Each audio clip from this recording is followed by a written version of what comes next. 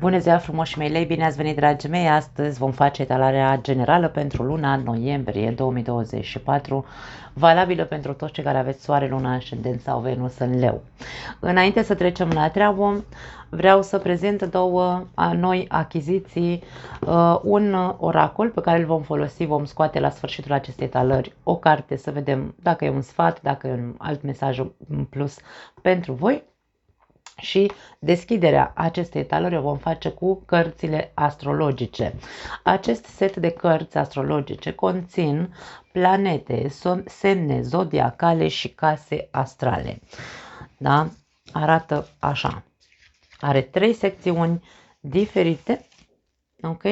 Din care vom scoate, bineînțeles, o carte din fiecare dintre aceste secțiuni. Vom începe cu secțiunea planete. Planetele în noi înșine reprezintă energii care există în noi și pe care avem nevoie să le activăm. Fiecare dintre aceste planete au un anumit rol, joacă un anumit rol în viața noastră. Așadar, ce rol trebuie să joci tu în această lună, dragul meu leu? Și apoi vom vedea cu ce energie a cărui semn zodiacal trebuie să joci acest rol și în ce secțiune a vieții tale, în ce arie, în ce casă. Na. Bun, hai să vedem ce rol trebuie să joace leul în această lună noiembrie. Ok, asta, hai să vedem. Mercur, wow! Mercur este planeta comunicării. Este planeta care aduce informații, este planeta care ne ajută într-un fel sau altul să ne conectăm cu ceilalți prin comunicare, este planeta intelectului nostru. Poate că în ultima perioadă nu prea ai fost conectat cu partea ta intelectuală și nu mă refer că nu ai studiat sau că nu ai, nu știu, habar n-am, nu e vorba doar despre asta. Mercur nu ne vorbește doar despre studii. Mercur ne vorbește despre informații pe care putem să le culegem ca mintea noastră să fie activă, să nu moară neuronii, da? Și să ne folosească, bineînțeles, la ceva, informațiile pe care le găsim. Da. În același timp, Mercur este și negociatorul, să spunem așa, din astrologie. Da? Este cel care știe să negocieze, știe să închidă o afacere, de exemplu, știe să mai minte pe alocuri atenție aici la acest aspect, pentru că el este foarte vrăjitor. Mercur este reprezentat de magician în cărțile de tarot, poate să manipuleze cuvinte, poate să manipuleze obiecte, poate să manipuleze emoții, poate să manipuleze gânduri. Da? Așadar, faptul că tu trebuie să-ți activezi această parte mercuriană în tine este vorba probabil că ne vorbește despre a fi mai atent și selectiv, îmi vine să spun, cu informațiile care vin către tine. Poate, mare atenție că în general punem botul la vrăjală foarte mult în momentul în care nu avem aici filtru mental. Da? Mercur este informație, așadar filtrul mental trece prin filtrul tău tot ceea ce vine către tine în această lună. Da?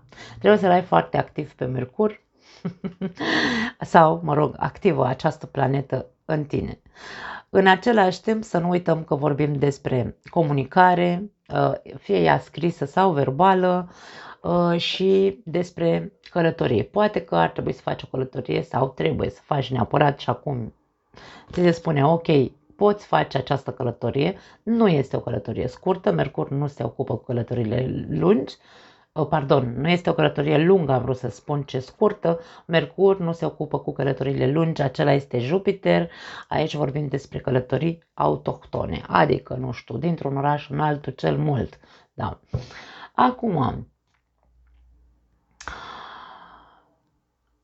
activitate mentală, într-un fel sau altul trebuie să ai, dar Filtru în același timp cu informațiile pe care le găsești. O bună comunicare în general către a negocia. Asta ți se cere sau asta ar trebui să implementezi în tine în această perioadă. Da? Forma în care tu vorbești să fie una în care să te faci înțeles, în care să, dacă nu-ți convine ceva la alte persoane, încearcă să ajungi la acea negociere. Da. Hai să vedem ce semn zodiacal, sau mă rog, nu ce semn zodiacal, ce energie a cărui semn zodiacal te poate ajuta să îl activezi aici pe Mercur. Hai să vedem.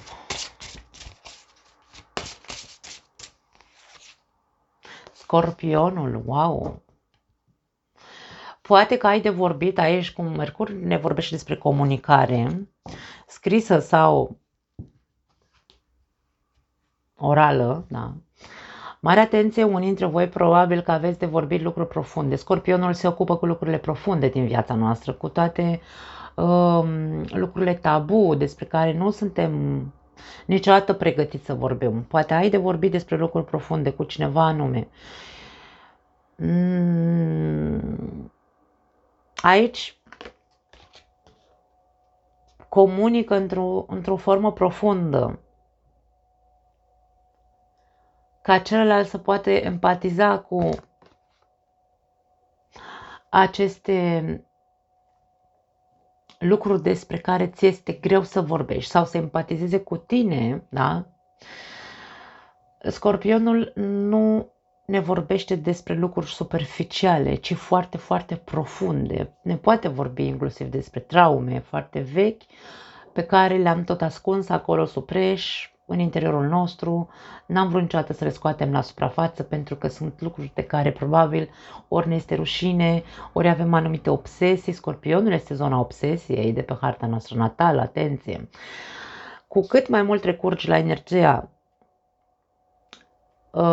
Scorpionului, că de-aia este cumva o formă de ajutor către tine să poți să comunici în această perioadă, cu cât mai mult comunici despre tot ce ai ascuns supreși, despre lucrurile care tu le consideri rușinoase în viața ta, despre obsesiile tale.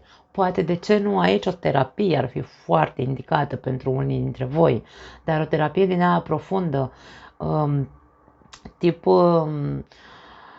să ajungi până în străfundul sufletului tău, în care să scoți de acolo tot rahatul ăla pe care l-ai tot adunat și de care ți-ai pus ochelarii de soare, nu mai vrei să auzi și să vezi că există în tine acest rahat. Atenție, unii dintre voi, aici e vorba despre asta. Da. Energia Scorpionului este o energie intensă, este o energie de posesivitate, este o energie de ori alb, ori negru, tot ce crezi tu că ai în tine și ai așa foarte fixist, din nou un semn fix aici. Aici ți se cere cumva flexibilitate în gândire, în comunicare, despre lucruri tabu sau despre tabuuri în general sau despre obsesiile tale. Poate că, insist, aici simt mult pentru unii dintre voi o certă terapie profundă pe care trebuie să o faceți în ceva anume care vă obsedează. Hai să vedem în ce aria vieții tale e nevoie să, în ce casă, da? E nevoie să aplici aceste energii ca să poți să funcționezi cum trebuie, îmi vine să spun, în această lună. În casa 11, foarte interesant, pentru că în casa 11 se referă, dragii mei, la social. Este o casă a dorințelor noastre înalte, să spunem așa. Este o casă foarte axată pe grupuri de persoane deschise la minte. Poate că, de ce nu, prieteni, are legătură cu prietenii. Pentru unii dintre voi această discuție tabu, această obsesie are legătură cu cineva din grupul tău de prieteni.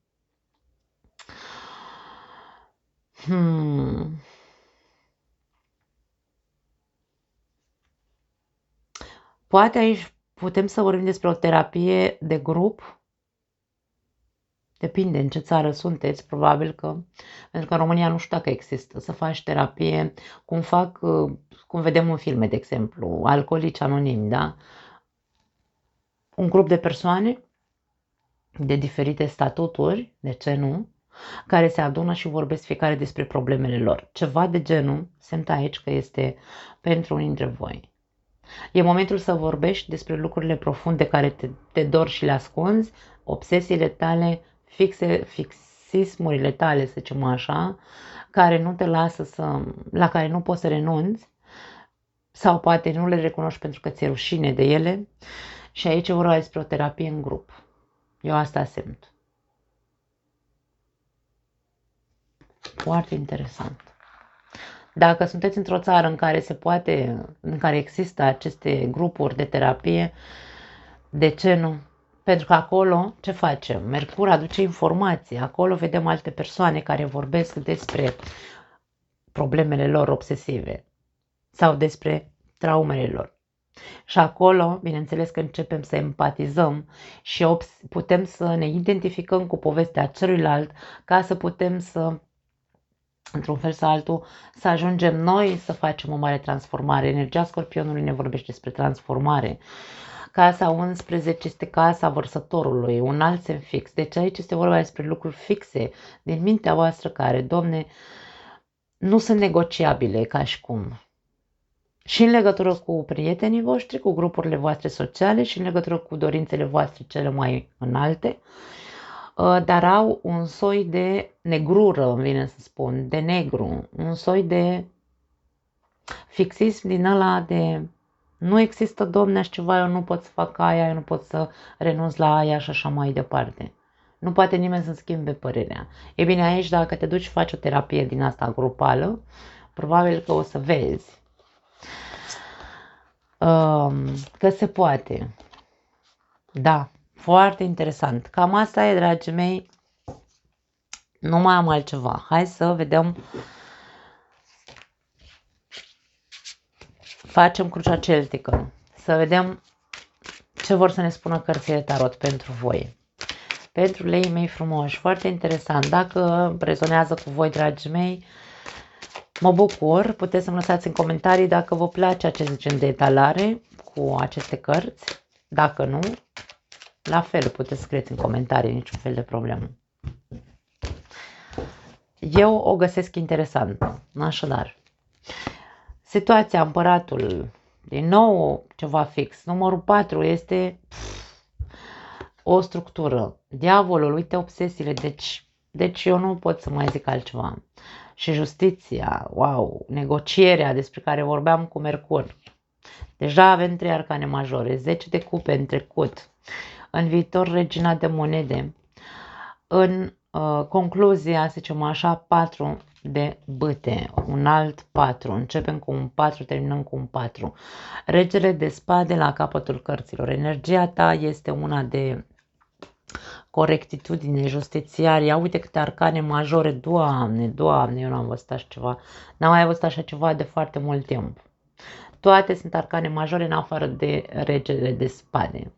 Energia ta este una dreaptă, îmi vine să spun, corectă față de tine, față de un proces pe care tu trebuie să le liberezi. Pot fi fixurile din familie, poate că, nu știu, uite niște dogme sau o minte dogmatică, de ce nu?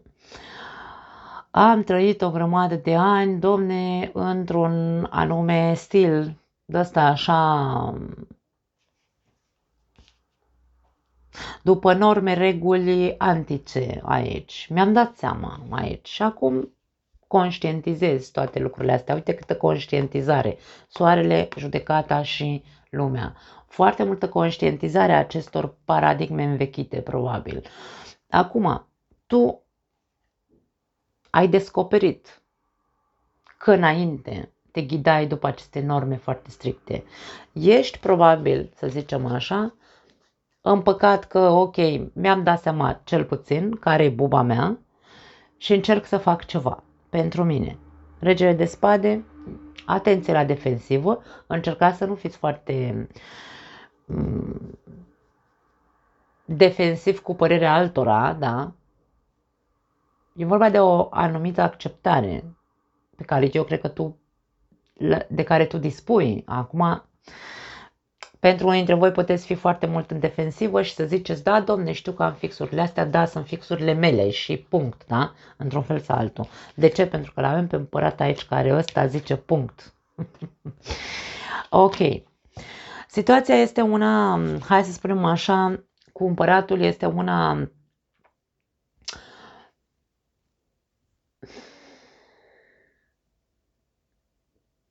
împăratul este structură, reprezintă structură, reprezintă putere, reprezintă o personalitate foarte solidă. Acum, dacă tu ești o persoană foarte solidă, construită, foarte bine construită, ca personalitate mă refer, mare atenție la ego, pentru că aici avem o mare problemă. Această combinație ne arată un ego feroce. Deci, ego-ul feroce reprezintă energia cu care putem să facem foarte mult rău în momentul în care structura noastră este una, hai să o numim așa, împietrită pe putere. Foarte multă putere avem aici. Când avem o structură egoică, puternică, obsesivă, domne, eu mi-s ăsta, niciodată în viața mea nimeni nu poate să-mi strice mie cum cred eu că trebuie făcute lucrurile, o țin pe a mea până în pânzile albe aici. Fac foarte mult rău. Combinația asta face foarte mult rău. Faptul că în poziția ta, să zicem așa, în luna noiembrie, a apărut împăratul care ne arată că ai foarte mare putere interioară, ești controlator într-un fel sau altul sau încerci să controlezi sau să te controlezi, de ce nu? Mintea ta pare machiavelică. Atenție mare la cei care vă regăsiți. Puteți să mă înjurați până în pânzele albe.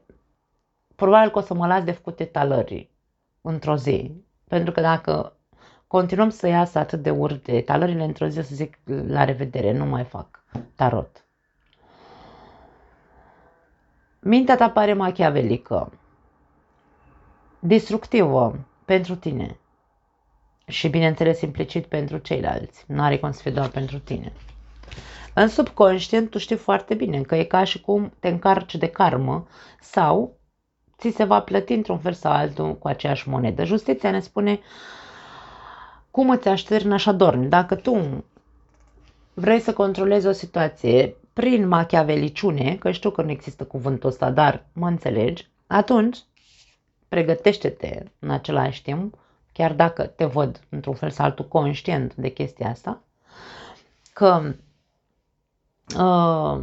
cum îți așterni așa vei dormi, vei culege roade proprii acestui comportament. Da.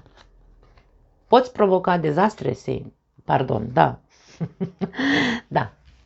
Cam asta e. În trecut vedem împlinire, fericire. În momentul de față mintea ta e toxică. Aici vedem altceva în trecut. În viitor, mama răniților, ți se spune într-un fel sau altul că în următoarele 3 luni de zile n-ar strica să te ajuți să fii mai constructiv, îmi vine să zic. Constructiv ca la carte, da? Să faci lucruri palpabile, să demonstrezi că dacă tu zici că ești o persoană structurată, cu o personalitate foarte bună, ce zace în mintea ta este urât și toxic, în următoarele 3 luni trebuie să faci un proces cumva de a fi mai realist. Și să pui mâna să-ți demonstrezi ție că probabil n-ar strica aici să renunți, pentru că tu ești conștient. Mintea conștientă, mintea inconștientă au produs o karmă sau sunt într-o karmă în momentul de față, din cauza machiavelității, din cauza nevoii de control, din cauza obsesiilor. Da. Concluzia: poți să construiești sau să reconstruiești această relație care a fost fericită, această armonie, iubire pe care ai avut-o, poți să o ai din nou. Condiția, într-un fel sau altul, este să faci acest proces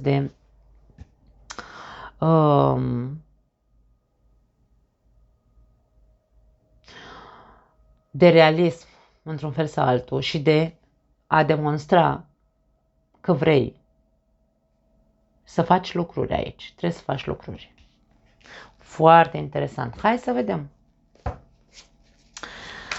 clarificările, să vedem ce este cu împăratul aici, ce cu domnul împărat, care este această, să o numim așa,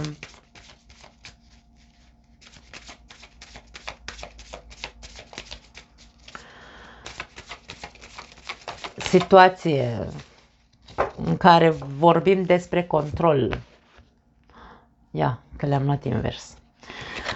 Temperanța și 8 de bâte. Despre ce vorbeam la început cu Mercur? Comunicare. Comunicare cu calm. Comunicare pentru a vindeca, pentru a rezolva problemele. Nici de cum pentru a fi aici cel care bătem cu pumnul în masă să se facă lucrurile ca noi. Nu, aici e vorba despre flexibilitate, este vorba de compromis, este vorba despre o discuție pentru a vindeca, pentru a elibera anumite lucruri, de ce nu? Pentru a elibera probabil această problemă pe care tu o ai în mintea ta și îți produce foarte mult stres, poate de ce nu frici pentru alții dintre voi, dacă nu vorbim aici. Este vorba despre că în luna noiembrie leii au nevoie să controleze, într-un fel sau altul, să-și controleze impulsurile, să-și controleze felul în care comunică, să fie constructiv și nu destructiv. Despre asta este vorba în linii mari din ceea ce văd aici. Da. Hai să vedem ce cu diavolul ăsta. Pentru că nu neapărat să fie o gândire machiavelică, nu toată lumea e machiavelică, niciun leu nu e ca celălalt. Poate fi vorba despre frici pentru unii dintre voi. Da. Wow, foarte tare. Ia uite, 2 de cupe și regina de bâte. Aici vorbim despre, dacă sunt frici, pentru unii dintre voi sunt fricile legate de partenerul de viață. Partenerul de viață este o persoană foarte vioaie, să spunem așa, sau vie, o persoană plină de viață care îi place să se simtă conexiunea dintre voi doi. Poate pentru alții dintre voi, dacă aici e vorba despre frică, ți-e frică probabil să nu îți pierzi această, să nu te deconectezi de la această persoană. E prezentă tot timpul în mintea ta persoana asta. Problema este că poate prea mult, poate prea într-un mod obsesiv. Toate gândurile noastre au o vibrație, nu trebuie să uităm asta. Indiferent ce gândim despre partenerul de viață, prin vibrație se transmite acea energie.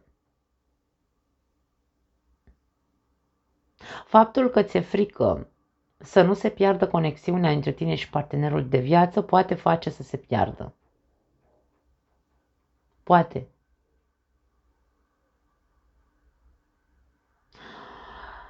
Dacă aici vorbim despre control sau despre o minte machiavelică, este în legătură cu cineva pe care tu îl consideri sufletul tău pereche, dar este o relație bolnăvicioasă, îmi vine să spun, și tu te gândești că această persoană să-ți aparțină pentru totdeauna, așa, dintr-un fel de egoism, îmi vine să zic. Da. Tu crezi că nu neapărat că tu ești egoist, aici vorba despre faptul că tu ai cu tărie, consideri în mintea ta că această persoană ți aparține. Întreabă-te de ce.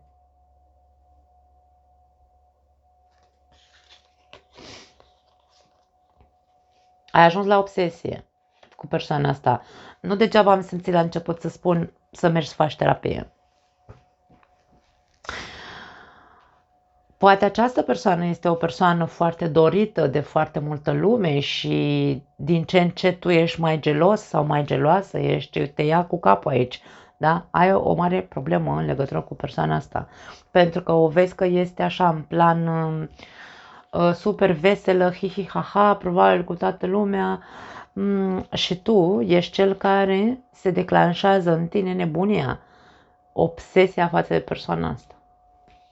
Da, ce să zic, dragii mei, atenție. Hai să vedem.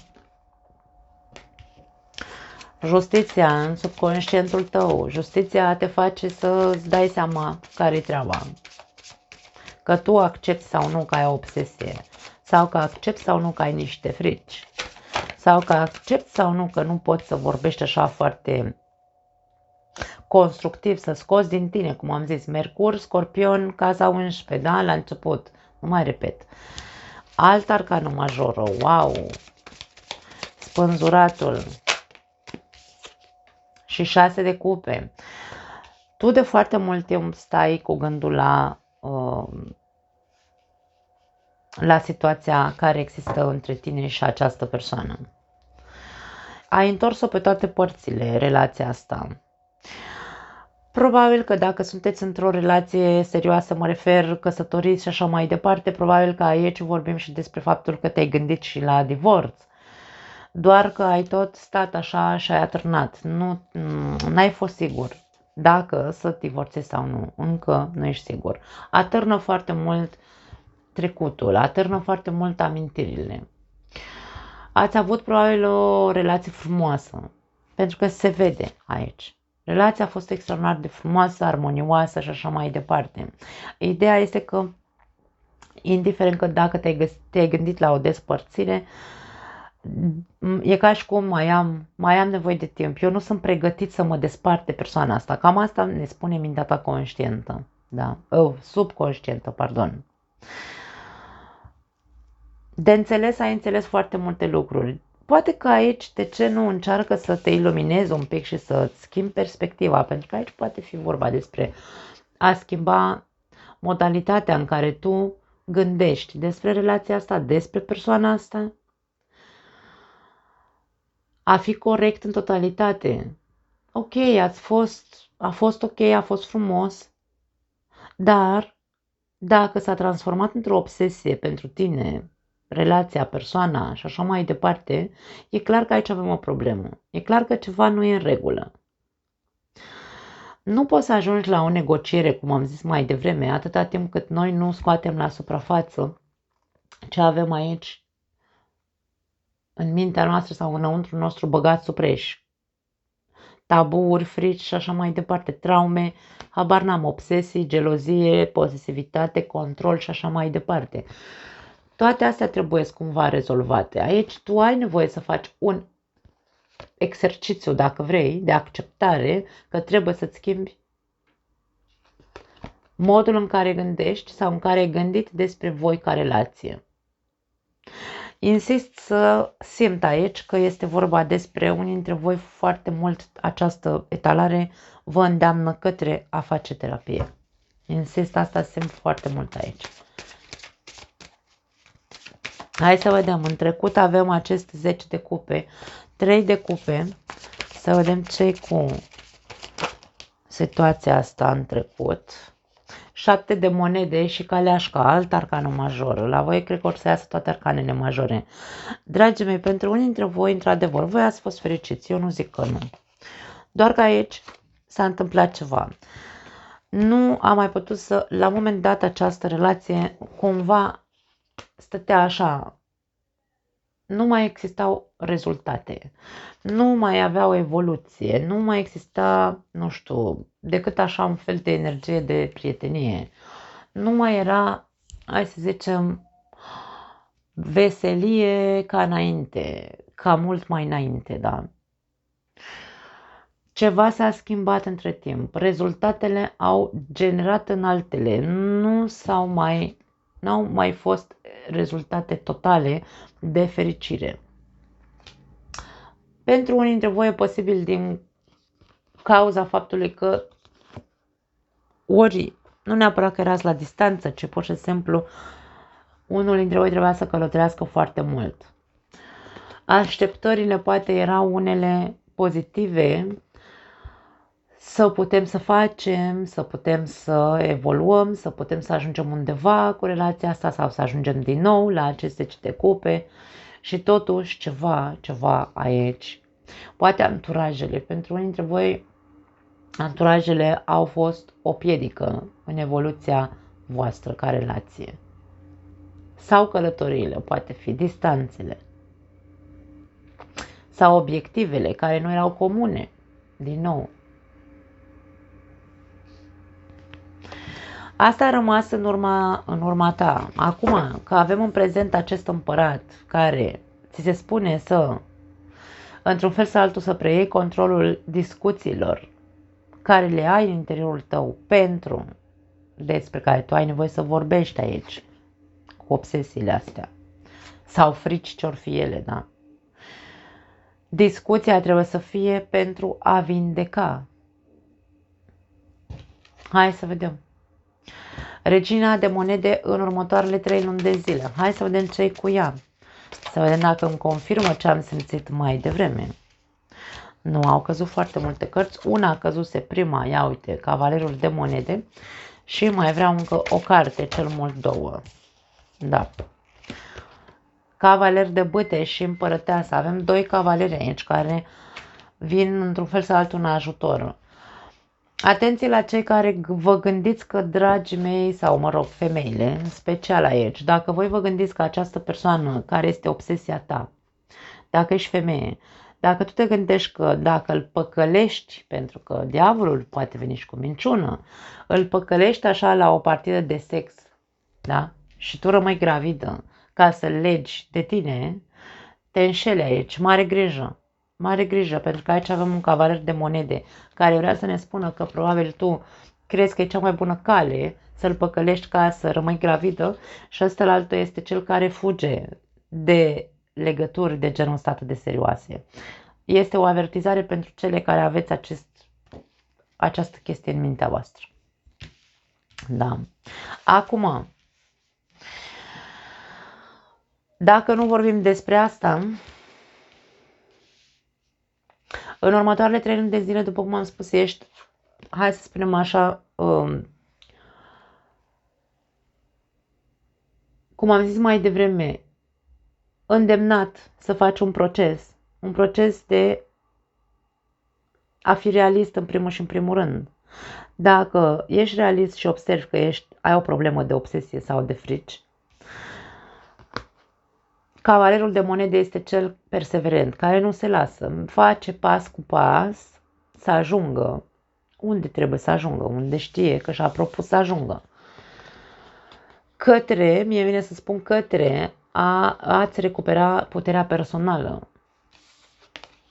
către a te reactiva din nou. Atenție, pentru unii dintre voi obsesia poate fi în legătură cu voi înși vă. Voi sunteți obsedați că vezi, Doamne, eu nu reușesc să mă activez, nu reușesc să mă conectez, nu reușesc să mă... Da? Poate fi și invers, către tine. Și într-un mod obsesiv încerci să te aduci cumva, să te activezi. Nu o faci într-un mod obsesiv, îmi vine să zic. Fă-o fără să stai pe loc, adică fă-o într-un mod continuu. Da? Până când reușești să ajungi să te reactivezi, să-ți reactivezi energia în tine. Demonstrează-ți ție că poți, că vei putea să ajungi acolo, încet, încet. Împărăteasa vine cu resurse. Ai foarte multe resurse în interiorul tău, tu și oricine, toți avem resursele noastre. Ideea e să le activăm, nu să le ținem acolo moarte noi, da?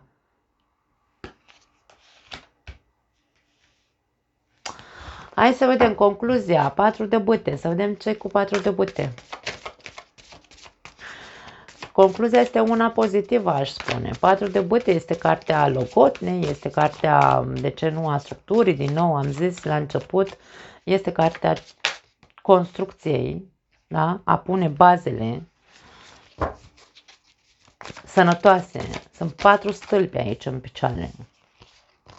As de spade și paj de cupe.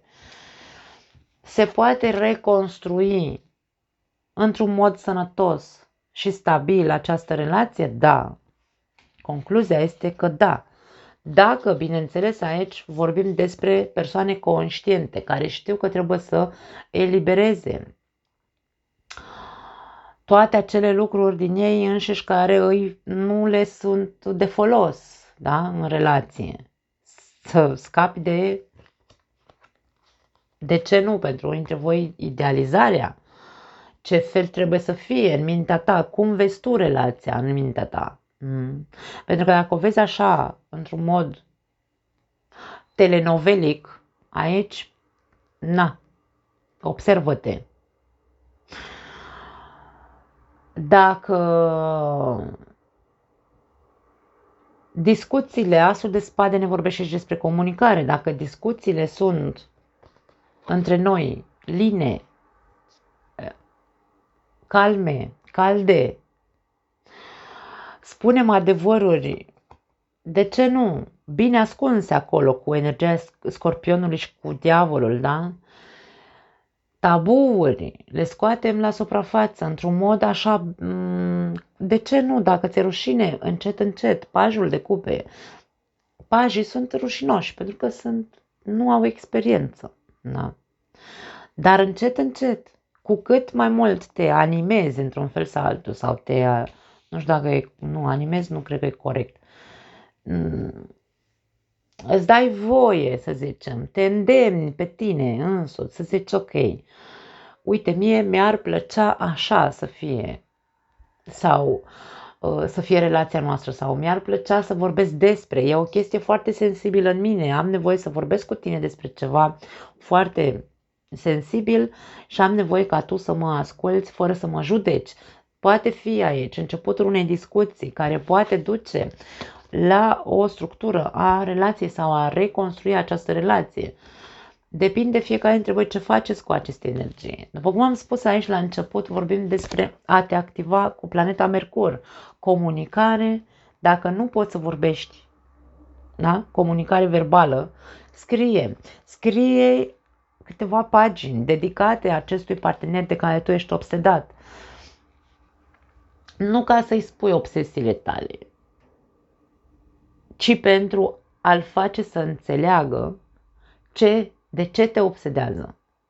Cum să ajungi să rezolvi ca să poți să repuneți relația pe picioare, da? Vorbește în scrisoarea respectivă despre toate lucrurile alea care pe tine te duc la nebunie.